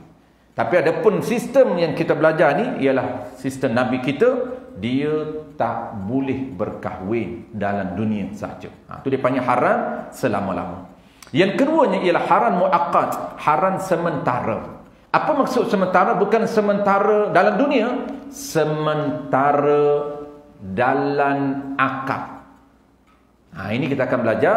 Haram sementara ini termasuk haram dengan sebab IPA 2, haram dengan sebab himpun, tak boleh himpunkan satu akad. Haram dengan sebab berlainan agama. Apabila dia masuk Islam, tak haram lagi kita berkahwin dengan dia. Haram dengan sebab Cina buta, selagi dia buta, tak celak, haram. Apabila dia dah kahwin dengan orang lain, boleh berkahwin. Itu haram sementara. Kita akan belajar topik yang last. Okey, kita nak terus kepada tajuk kita, iaitu haram selama-lamanya, ada 18 jenis. Definisi mahram muabbad ialah orang yang diharamkan berkahwin selama-lama. Maksud selama-lama ini, selama-lamanya sampai kiamat. Hukum haram muabbad ni ada 4 hukum. Pertama ialah haram berkahwin selama-lama. Yang kedua, tidak batal wudu. Yang ketiga, tiada haram bersentuh. Yang keempat, hukum aurah, wajib tutup aurah ketika di hadapan mahram. Wajib menutup aurah ketika di hadapan mahram, dan tak wajib menutup aurah sekalian badan. Hukum aurah ni tuan-puan, kalau berada di hadapan mahram, ikut etika menutup aurah di hadapan mahram. Apa dia? Pusat dengan lutut. Itu dia kata wajib menutup aurah ketika di hadapan mahram. Bila? Ketika di hadapan mahram, wajib katuk di mana? Pusat hingga lutut. Dan tak wajib menutup aurah sekalian badan. Adapun sekalian badan kita tak wajib tutup aurah. Hanya wajib katuk pusat dengan lutut saja. Itu dia punya poin dia. Dia nak cerita wajib menutup aurah ketika di hadapan mahram. Baik, settle. 4 hukum. Pembahagian orang haram muabbad. Baik, kita nak terus kepada 18 jenis orang ni. Secara asas dan ringkasnya, golongan yang haram berkahwin selama-lama terbahagi kepada 18 jenis manusia saja. Asas. Adapun detail dia terbahagi pada 50 lebih. Untuk lebih mudah tuan-puan, kita ingat cara untuk kita tahu 18 ini, kita bahagikan kepada 3 jenis. Pertama, haram dengan sebab keturunan. 7. Yang kedua, haram dengan sebab susuan. 7. Yang ketiga, haram dengan sebab musaharah ataupun dengan sebab perkahwinan. Ada 4. 7, 7, 4, 18. Kita tahu 18 walaupun tak ingat, insya-Allah boleh merungkai isu berkaitan dengan orang yang batal wudu, isu berkaitan dengan sentuhan, siapa yang boleh bersalam, dan isu berkaitan dengan aurah. Baik, settle. Haram dengan sebab nasab, tuan-tuan. 7. Ini mudah saja. Saya akan ekspreskan dua ni, tuan-tuan. 14 ini dia lebih mudah. 7 ni dia lebih mudah. Yang kita akan fokus ni ialah 4 di belakang. Ini semua yang boleh salam. 18 ni yang boleh salam, yang sentuh tak batal wuduk, dan aurah dia tak wajib katut seluruh badan, hanya pusat dengan lutut. Dia kaedah ataupun formula untuk mudah faham, tuan-tuan. Kalau kita nak tahu, mudah je. Kita kata dia ada 15 kajian kes di belakang. Di belakang nota tu tuan-tuan boleh jawab sendiri di rumah. Kes tu 15 soalan di belakang tu tidak ada jawapan. Dia hanya ada mahram ajnabi, mahram ajnabi. Nak bulat mahram ataupun bulat ajnabi, itu kita sendiri berdasarkan kepahaman kita. Jadi panduan dia mudah. Contoh orang tanya kita, okey, bapa mentua kita, bapa mertua kita, dia masih lagi ada ibu mertua dia, panjang umur. Bapa mertua saya, tuan-tuan, masih ada ibu mertua dia. Kita memang ada lah. Bapa mertua saya ada lagi ibu dia, ibu mertua dia. Sebab dia kahwin muda. Lalu orang tanya kita, Ustaz, boleh tak salam dengan ibu mertua, bapa mertua Ustaz? Kan panjang soalan. Boleh tak salam? Isu salam lah. Pergi rumah tu, dia ni siapa ni? Menantu. Menantu siapa? Menantu kepada menantu saya. Saya ni nak pergi rumah ibu mertua, bapa mertua saya. Tuan-puan dah tak ada dah kot. Pergi rumah ibu mertua, bapa mertua saya. Pertama saya ziarah ke ibu mertua saya dengan bapa mertua saya. Habis ziarah hari raya, kata bapa mertua, jom pergi rumah nenek. Nenek siapa? Ibu mertua saya lah, ibu mertua bapa saya. Pergi pula rumah kedua. Rumah kedua ni siapa? Rumah kedua ini ialah ibu mertua kepada bapa mertua saya. Rumah pertama saya ziarah ialah ibu mertua saya dengan bapa mertua saya. Rumah kedua pula pergi rumah ibu mertua bapa mertua saya. Ni dua level, dua keturunan. Lalu boleh ke tidak nak salam? Nak salam dengan ibu mertua ku, tak apalah, itu ibu mertua kita. Salamlah dengan ibu mertua kita. Dakak peluk macam ibu sendiri. Kan ibu macam ibu sendiri, ibu mertua kita. Pergi pula rumah ibu mertua bapa kita. Berhati-hati, itu bukan ibu mertua kita, itu adalah ibu mertua bapa kita. Tidak ada kaitan dengan kita. Nak tahunya, tuan-puan, nak tahunya formula sangat simple. Tuan-puan ingat 18 mahram. Kalau tidak ada saudara-saudara 18, bermakna dia bukan mahram ajnabi. Jangan salam. Jangan salam. Kenapa? Haram. Nak salam boleh. Pelik dia tengok. Pakai glove. Pelik dan nak salam. Makruh bersalam dengan lapik. Itu lainlah isu. Nak ceritanya sentuhan yang tak bersentuh lah. Tak sentuh. Macam orang tua-tua kat kampung nak bersalam dengan kita. Makcik nak bersalam dengan ustaz lah. Lamanya tak jumpa. Makcik tua dah. Makcik bongkok dah. Allah, namanya tak tengok. Holo terus. Holo. Kita pun pantang holo. Sentuh yang tak haram, tak apa, tak haram. Cuma ada ulama bincang, ada yang makruh. Kalau muda makruh.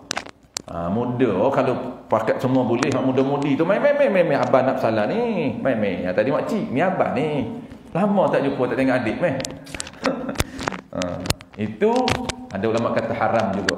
Ada ulama kata makruh. Haram bukan dengan sebab sentuhan, haram dengan sebab timbul fitnah.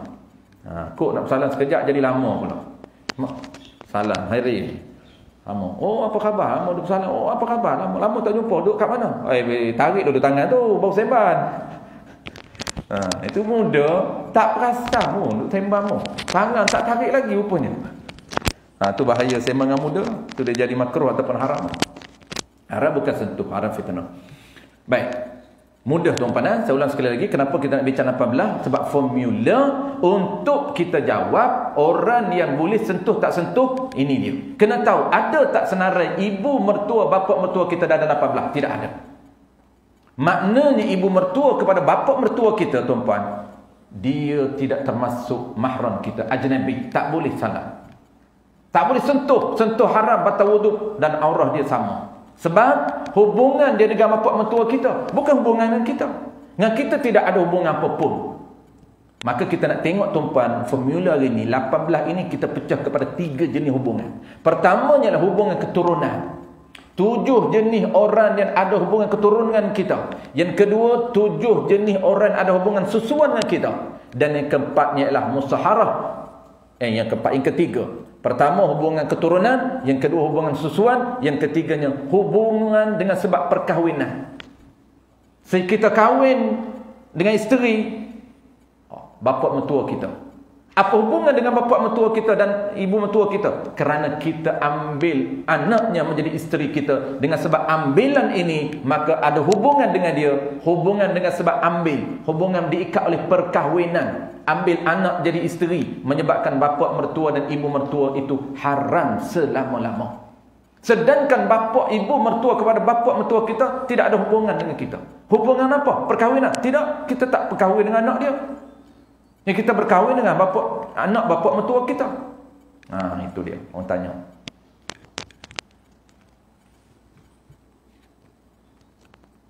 Baik, seterusnya tuan-tuan. Ke surat 45. Qala al-musannif rahimahullahu ta'ala. Yang pertama, perempuan haram dengan sebab nasab dulu tuan-tuan. Yang ni kita baca ekspres. Mudah. Yang 7 ni mudah. Yes, haram berkahwin. 18 ni haram berkahwin. Ingat. Orang yang tidak ada dalam 18 ni, barulah kita berhati-hati. Kita ingat dulu, 18 ni kalau orang ada dalam 18 tuan-tuan, dia haram kahwin, wuduk tak batal, sentuh tak haram, aurah dia tak wajib katuk depan kita. Siapa? 18 ni je. Selain 18 ni, dia ajnabi. Tu. Mudah nak ingat. Mana 18? Kita tengok susunan 7 dulu. Ini ada dalam surah An-Nisa ayat 23. Hurrimat alaikum ummahatukum wa banatukum wa ammatukum wa akhawatukum wa ammatukum. Itu 7. Seterusnya wa ammatukum wa khalatukum wa banatul akhi wa banatul ukht. Itu 7 orang haram dengan sebab keturunan. Siapa dia pertama? Hurrimat alaikum ummahatukum. Pertama, ibu ke atas. Sama ada sebelah ibu atau sebelah bapa. Ibu sebelah ibu ke atas dipanggil apa? Ibu. Level keduanya datuk, level ketiganya nenek, level ketiganya moyang, level keempatnya moyin, level keseterusnya tak tahulah. Tak ada nama dah. Kalau ada nama boleh pilih lagi. Ni level lapis layer-layer ni boleh pilih. Dipanggil apa? Ibu ke atas. Ibu, datuk, nenek, moyang, moyin. Yin. Saya dulu dan sempat hidup dengan yin. Orang Kelantan dia panggil yin. Dia panggil mak, lepas tu yin. Yin tu moyin lah. Tua dah, nyayuk dah. 100 lebih umur. Pertama datuk, ibu kita. Lepas ibu kita datuk. Ada lagi, datuk masih ada lagi. Lepas datuk, nenek dia ini dari segi nama lah. Kadang-kadang ikut huruf ni, ikut tempat. Kadang-kadang dia panggil nenek dengan datuk ni hantam sama je. Ni level datuk. Lepas datuk tu nenek. Lepas nenek tu moyang. Lepas moyang tu moyeng. Lepas moyeng tu habis kan. Tak boleh bilang dah lepas tu. Habis. Ibu ke atas. Ibu sebelah bapa ke atas. Sama je. Bapa kita pun sama. Dia ada ibu dia. Dia ada datuk dia. Dia ada nenek dia. Dia ada moyang dia. Dia ada moyeng dia. Sama. Kedua-dua jalur ini sama. Jalur bapa dengan jalur ibu sama. Haram. Kita dengan datuk kita haram. Kita dengan nenek kita haram. Dengan moyang kita pun haram. Haram kahwin. Baik, mudah saja. Yang kedua apa dia? Wa banatukum. Wa banatukum, anak kamu. Ummatukum wa banatukum. Banatukum ni anak hingga ke bawah. Layer dia.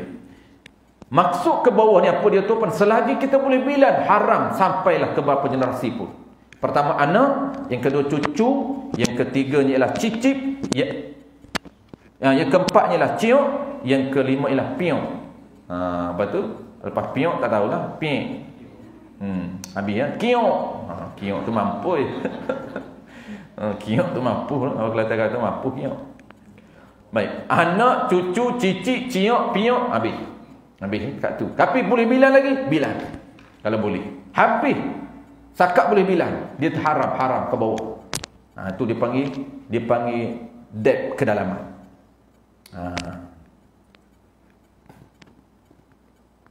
Ni kita akan dapat bonus ni. Dalam MLM dipanggil bonus kedalaman, debt bonus. Anak generasi kita buat pahala, tuan-puan, dapat kat kita. Tuan-puan kena create passive income. Ni bukan nak cerita MOE ni. Walaupun saya trainer MOE. Tapi saya nak cerita konsep MLM diambil daripada konsep Islami. Konsep Islami. Tapi jangan pilih yang tak patut syariah tau. Nak kena belajar muamalah dulu, baru boleh nilai mana MLM yang patut syariah. Sebab MLM ni banyak sangat di tempat kita ni scammer. Lahirnya scammer ni daripada MLM. Tapi di sini konsep dia. Debt bonus ini diambil daripada konsep Islami. Mana tuan-puan? Kalau kenapa kita nak create generasi kita, anak kita dan cucu kita yang soleh? Kerana amalan segala cucu, cicit, piok ke bawah akan dapat bonus kepada kita. Ini dipanggil pahala kedalaman. Sejauh mana generasi ke bawah tetap pahala dapat di atas. Macam kita tuan-puan. Kita ni anak buat pahala, anak tak niat pun tak apa. Cuma sunat tuan-puan niat untuk sedekah pahala belajar, pahala sembahyang, pahala baca Quran kepada ayah, kepada nenek, kepada moyang. Tuan-puan ingat mudah, tuan-puan buat mudah saja. Aku sedekah pahala mengaji aku kepada ayah ke atas. Tuan-puan tak sebut ayah ke atas pun tetap dapat ke atas. Tetap dapatkan ayah kita, tetap dapatkan nenek kita, tetap dapatkan datuk kita, tetap dapatkan nenek kita, tetap dapatkan moyang kita, tetap dapatkan moyang kita. Itu dipanggil debt bonus. Kenapa Nabi kata gesaan Nabi untuk create passive income? Tinggalkan anak soleh. Pastikan sebelum kita mati, selain daripada kita infak, selain daripada kita jariah. Jariah dipanggil apa tu? Waqaf. Infak waqaf tu sampai ke mati. Selagi benda tu tak mati tuan-puan, benda tu ada, orang duk guna, bergenerasi kita akan dapat pahala. Tetapi Nabi sebut benda yang sama selain daripada waqaf, hadis yang sama. Yang Nabi kata iza mata, apabila matinya Adam ini, in qata'a amaluhu illa thalath. Terputuslah amalan. Bukan pahala, amalan terputus. Melainkan tiga benda. Apa dia? Sedekahun jariyah. Yakni infak ataupun wakaf yang mengalir pahala walaupun kita mati bergenerasi. Kita dah mati 3 generasi, tapi masjid masih orang guna. Kita wakaf masjid, masih orang guna. Tapi kalau hancur masjid, habis. Tak dapat lagi debt bonus. Sebab tu Nabi sambung yang kedua, Nabi kata apa? Selain daripada sedekahun jariyah, dan Nabi sebut au ilmu yantafi'u bih, ataupun ilmu yang kamu ajar yang bermanfaat, bergenerasi orang amal. Kita lahirkan murid kita, murid lahirkan cucu murid lahirkan cicit murid lahirkan ciok murid lahirkan piok murid, bergenerasi. Ini juga debt bonus. Dan Nabi ajar 3 debt bonus. Nabi ajar. Ini konsep MLM diambil daripada Nabi. Tak salah konsep dia. Yang salahnya duk tipu kita tu je. Apa dia sebut? Nabi sebut yang ketiga. Yang ketiganya, anak yang soleh. Yad'ulah, yang sentiasa berdoa. kata Nabi, kata ulama, yad'ulah tidak disyarat. Bukan syarat yad'ulah. Yad'ulah ini ghalib saja. Anak soleh ghalib dia berdoa. Tetapi semata-mata soleh dia ini, walaupun dia tak berdoa, tetap kita dapat bonus. Asalkan soleh dia. Ini penting untuk lahirkan 3 benda. Pertamanya wakaf, yang keduanya belajar dan ajar orang, dan yang ketiganya tumpan ada anak soleh. Inilah bergenerasi kita akan dapat.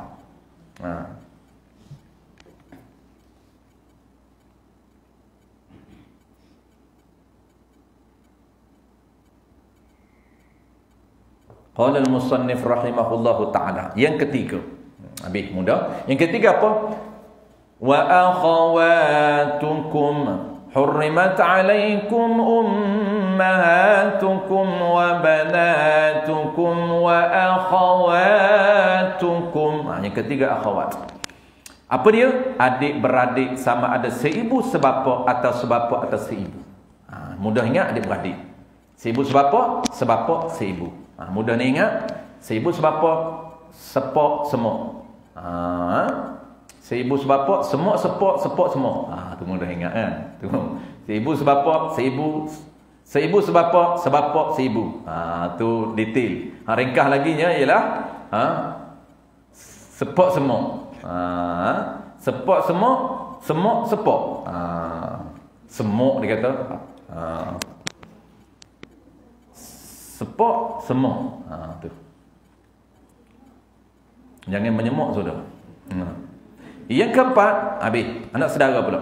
Yang keempat ialah wa ammatukum wa khalatukum. Wa ammatukum, anak saudara bagi adik-beradik lelaki hingga ke bawah. 4 ni tumpan, anak saudara ni ada 2. Tu dia 4 dan 5. Keempat pun anak saudara, kelima pun anak saudara. Keempat ni anak saudara bagi adik-beradik lelaki ke bawah. Yang kelima anak saudara bagi adik-beradik perempuan yang ke bawah. Dia asin tu. Asin di antara wa ammatukum wa khalatukum. Silap, sorry. Susunan ni tak kena dengan ayat Quran. Tak apalah. Wa banatul akhi dengan wa banatul ukhti. Anak saudara ni wa banatul akhi dan wa banatul ukhti. Wa ammatukum tu bapa saudara dengan ibu saudara. Ibu saudara dan juga bapa saudara kita.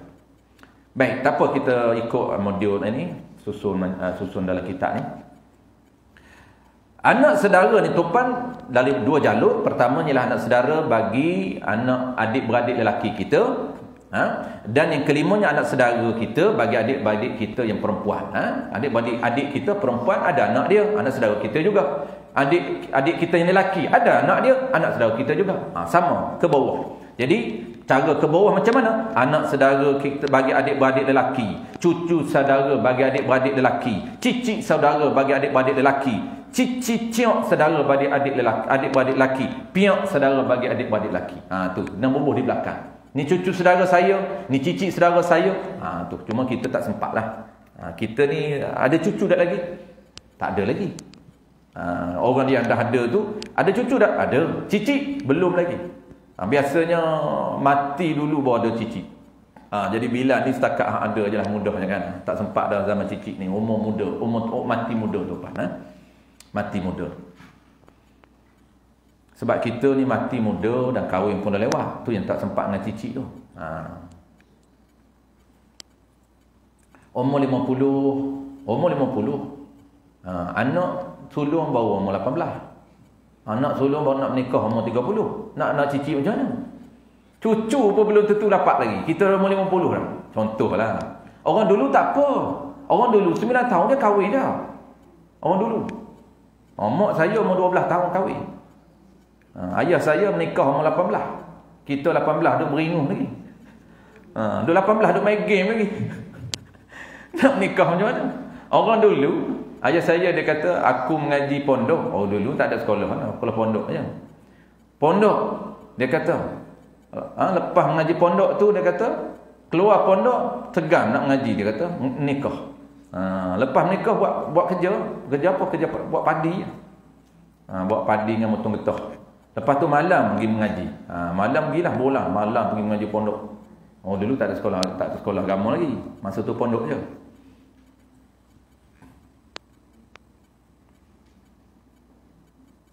Lepas tu ayah saya ni sempatlah dengan cucu, belum dia meninggal dapatlah tengok cucu. Cici tak sempat juga.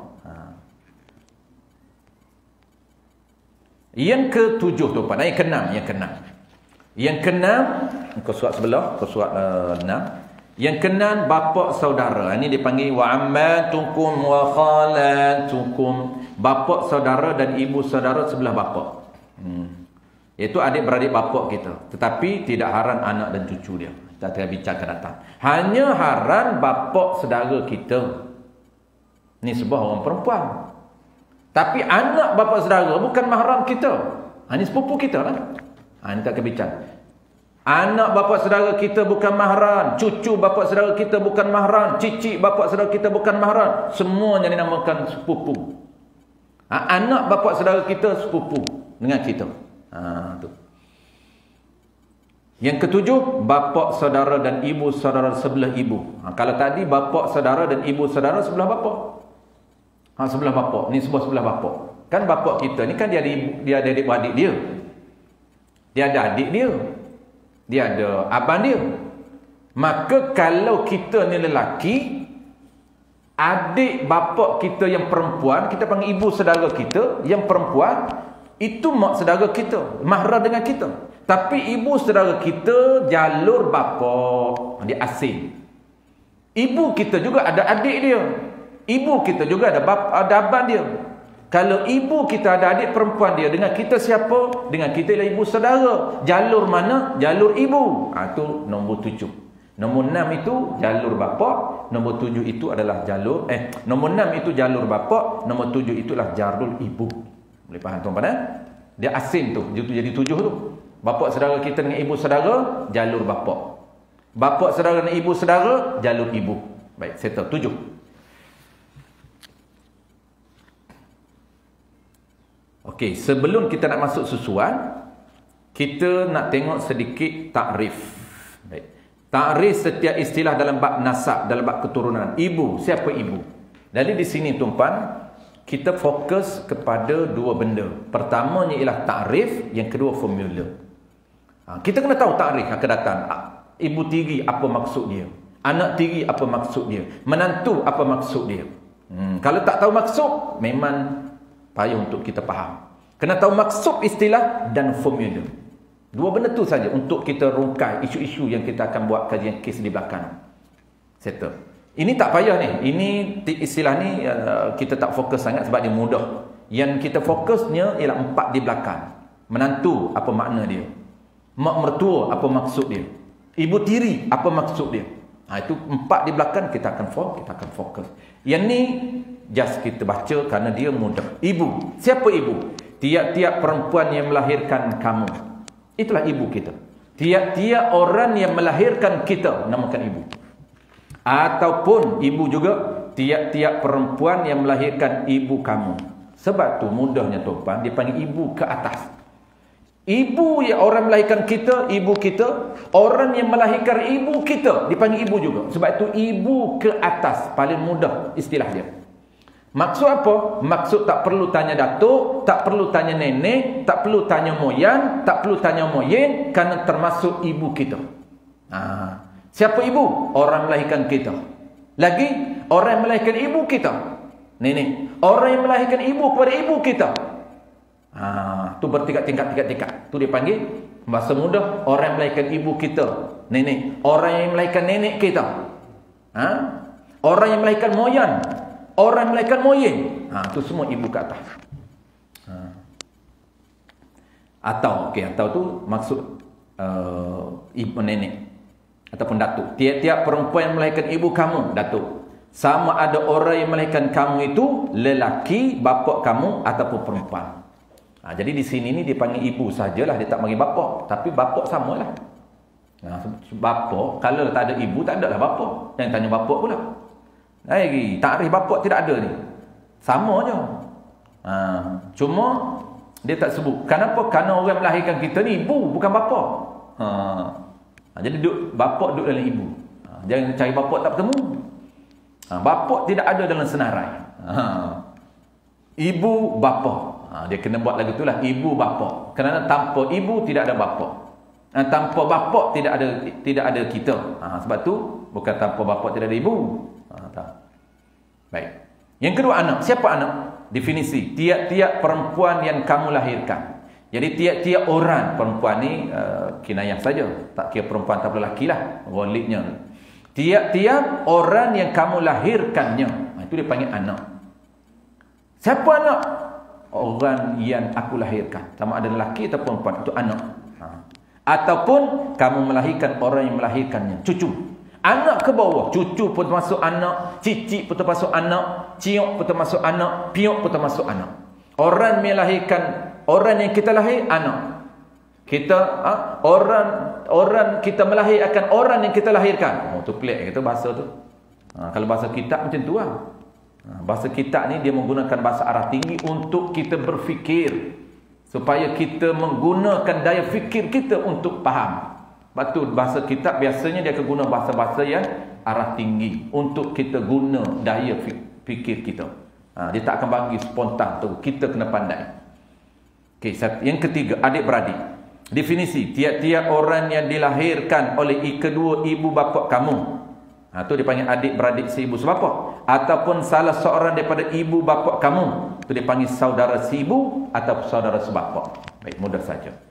Qala al-musannif rahimahullahu ta'ala. Kita terus kepada perempuan yang haram dengan sebab susuan. Tajuk ni tuan-tuan, kita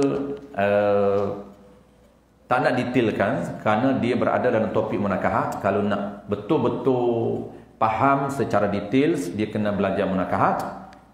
Bagaimana jadi susuam ini. Cuma kita nak sebut secara umum saja.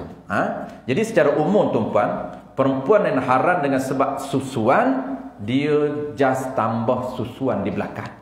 7 tadi guna yang sama, ibu ke atas, tambah susuan, ibu susuan. Adik-beradik susuan. Bapa saudara dan ibu saudara susuan. Tapi detailsnya susuan ni dia agak complicated juga. Dia akan ada tajuk yang khusus dalam kitab munakahat. Okey, perempuan yang haram dengan sebab susuan ada 7. Kita akan stop sekejap lagi tuan-tuan, kita break sekejap. Kita habiskan susuan sebelum masuk tajuk yang menjadi fokus kepada kita break. Sebab kita nak fokus tajuk 4 terakhir. Walaupun apa 4 tuan-puan, kita nak detailskan. 4 saja, tapi kita nak detail. Sebab 14 ini dia simple. Kita tahu 14 ni. Orang yang haram dengan sebab keturunan, majoriti kita tahu. Ibu saudara kita, mak saudara kita, mak susuan. Kita tahu 14 ni. 7 campur 7. Tetapi yang banyak yang termis dan terkhilafnya ialah 4 yang terakhir. Dengan mak mertua, kita ingat anak mak mertua pun okey. Duk ingat adik-beradik mak mertua pun bedah juga, salam juga. Kita duk rangkum sekali. Mantan-mantan mak mertua dengan kita tu dah boleh. Dengan adik dia pun kita kaut sekali. Dengan anak-anak dia pun kaut sekali. Anak dia, isteri kita tak apalah. Anak dia yang tak isteri kita bukan boleh kaut sekali. Tak boleh. Itu yang kita akan fokus. Dengan anak tiri. Macam mana anak tiri ni? Dengan anak, dengan menantu. Menantu kaut sekali juga. Dengan anak kepada menantu kita pun kita anggap cucu kita. Walau itu bukan cucu kita. Cucu kita ni anak menantu dengan anak kita saja. Tiba-tiba anak kita kahwin janda. Kahwin janda dapat anak instan. Saya dah dapat cucu dah bangga dapat cucu. Kenapa dapat cucu? Anak saya nyagi kahwin dengan janda. Allah berkenan dengan janda, saya tak boleh buat apa. Tapi elok juga boleh cucu terus.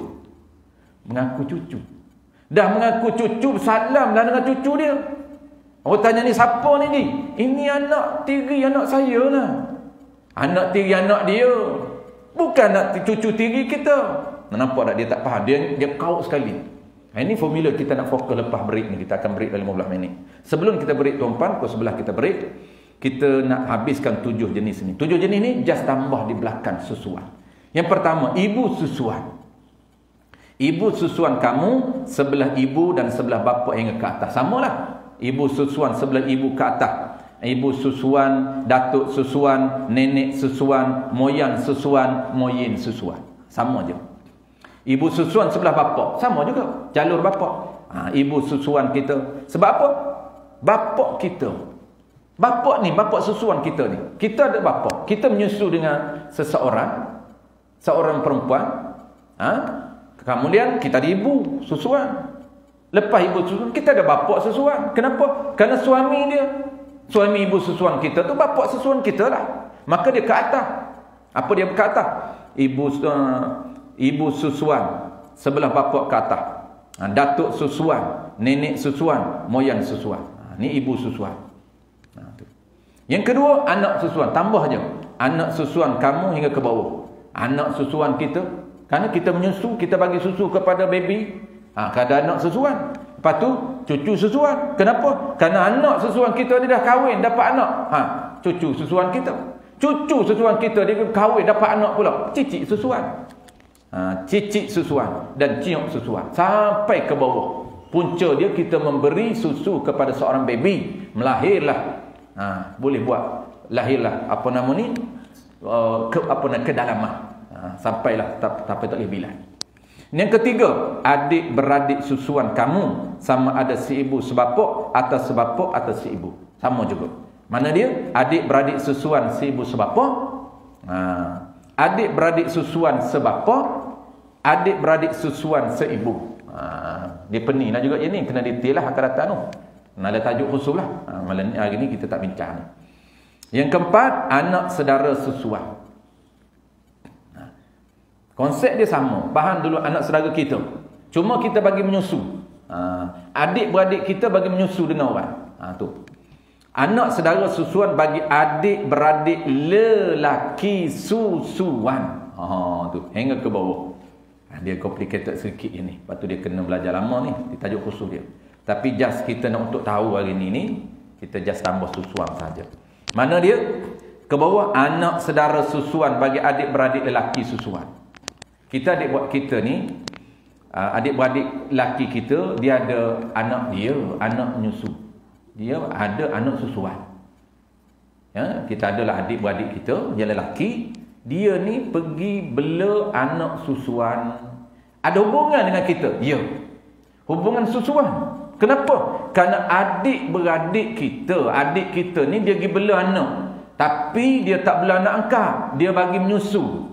Dia ambil anak belum 2 tahun lagi, dia menyusu. Dia bagi susuan. Maka dia nama anak dia lah. Cuma anak susuan dia. Apabila anak susuan dia, ada hubungan dengan kita? Ada. Hubungan apa? Hubungan saudara, anak saudara. Tu. Anak saudara susuan bagi adik-beradik lelaki kita. Lagi, cucu saudara susuan bagi adik-beradik lelaki. Samalah, dia akan turun ke cucu. Lagi, cicit saudara susuan bagi adik-beradik lelaki. Ciok saudara susuan bagi adik-beradik lelaki. Habis. Yang kelima, anak susuan bagi adik-beradik perempuan. Ni adik-beradik perempuan kita pula, dia bela anak angkat, tapi nak elokkan daripada mahram, nak jadikan mahram, dia buat macam mana? Susu. Nak mahram cara keturunan tak boleh dah. Kerana dia tak bela anak saudara dia. Orang tak ada anak, tuan-puan, dia nak dapat anak, dia kena bela anak orang. Tu formula dia, itu rahsia dia. Siapa-siapa tak dapat anak, tuan-puan, rahsia dia, sunat rahsia dia ialah bela anak angkat. InsyaAllah. Lepas tu dapat anak. Dia ambil daripada mana? Dia ambil daripada cara Nabi Ibrahim. Nabi Ibrahim. Biar panjang cerita tu, kita nak ringkas-ringkas. Masuk cerita lain pula, tuan-tuan. Cerita Nabi Ibrahim pula dengan Siti Sarah. Kenapa dia kahwin dengan Siti Sarah? Dia tak dapat anak. Ada 2. Dia orang tak dapat anak ni, dia kena bela anak angkat. 1. Kalau bela anak angkat tak dapat anak juga, dia kena angkat perempuan lain jadi bini dia. Ni Nabi Ibrahim buat. Nabi Ibrahim dia kahwin dengan Siti Sarah, dia kahwin dengan Siti Hajar, dia tak dapat anak dengan Siti Sarah. Tua dah. Siti Sarah tak dapat anak. Lalu dia kahwin dengan Siti Hajar. Kahwin dengan Siti Hajar dapat anak. Anak nama apa anak dia? Nabi Ismail. Tiba-tiba dapat Siti Sarah Nabi Ishaq. Tua dah Siti Sarah ni, umur kat 100 tahun. Malaikat pergi beritahu kat dia, Dia kata mu ni akan dapat zuriat. Dia jawab apa kat mereka? Dia kata nak dapat zuriat apa? Tua dah aku ni. Ajuz, tua dah. Nak beranak apa tua ni? Tak mampu nak beranak dah. Mereka kata tak apa. Allah bagi. Tu Nabi Ishaq. Tu kita orang kita duk buat. Dia ikut sunnah juga rupanya. Tapi tak jadi sunnah, masalahnya punah. Mula kahwin dua punah laju.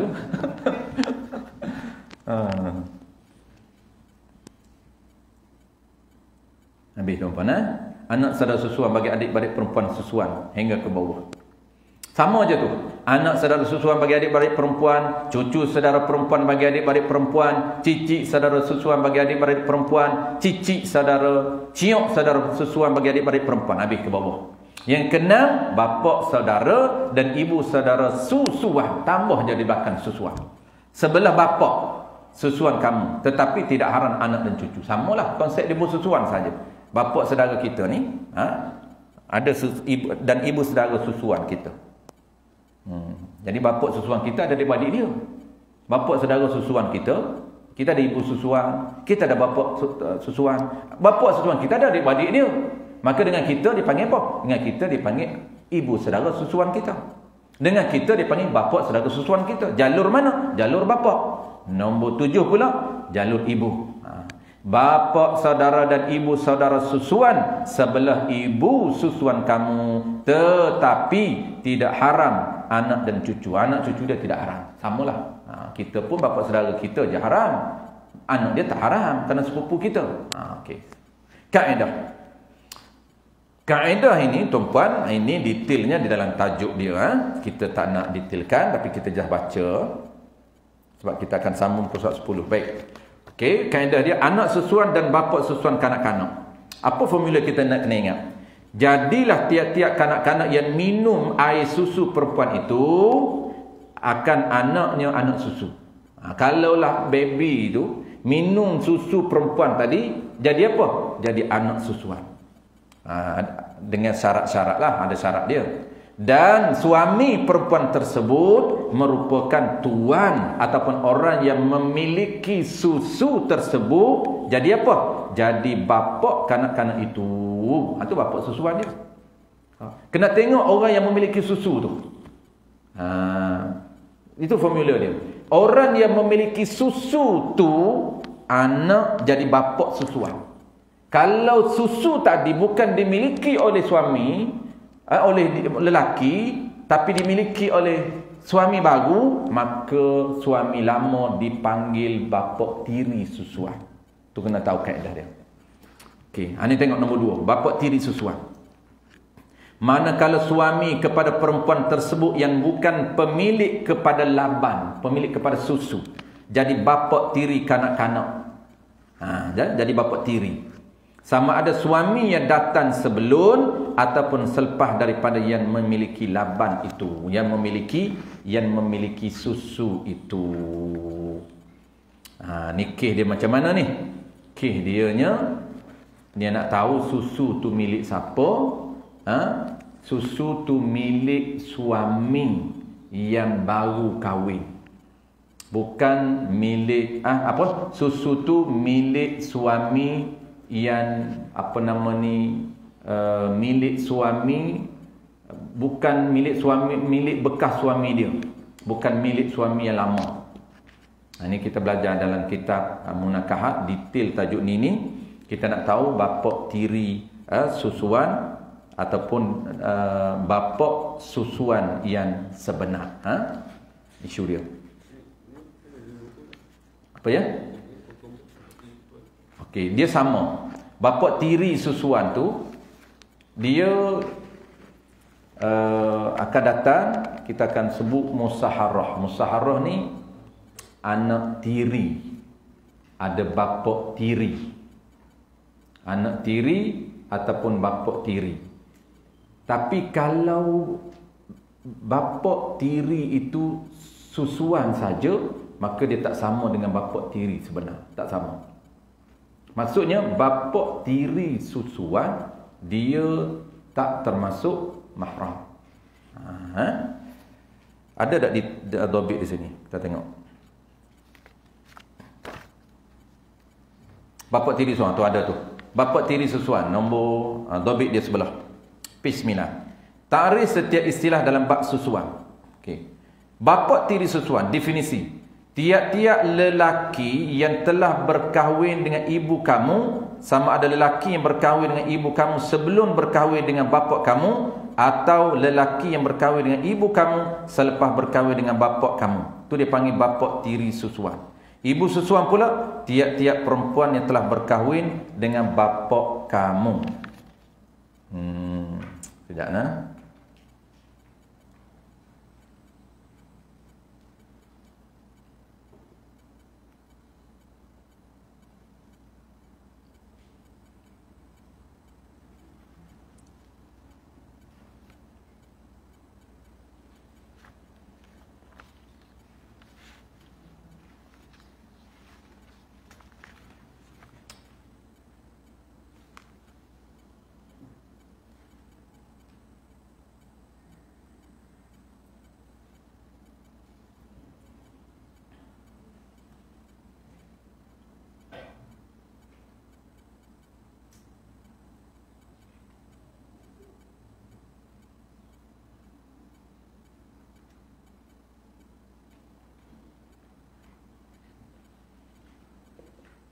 Betul.